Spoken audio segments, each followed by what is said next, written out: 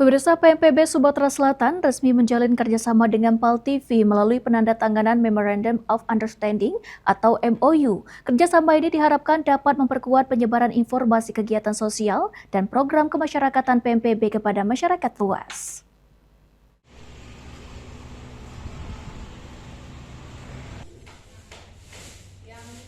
Penandatanganan MOU digelar di kantor PMPB Sumatera Selatan di Jalan HM Nurdin Panji, Palembang.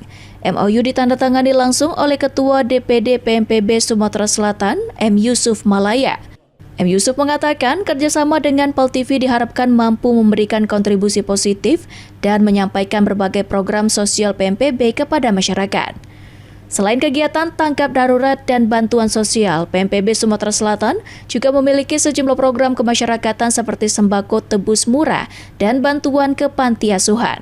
Melalui kerjasama ini, kegiatan sosial yang dilakukan anggotanya dapat lebih dikenal dan memberikan manfaat nyata bagi masyarakat Sumatera Selatan. Selain itu, PMPB Sumatera Selatan bersama PAL TV juga telah menyiapkan program senam lansia, pralansia, disabilitas, Gen Z, dan masyarakat umum dalam rangka memperingati Hari Jadi Kota Palembang pada bulan Juni mendatang. Sudah menandatangani kontrak antara PMPB Sumatera Selatan dengan PAL TV.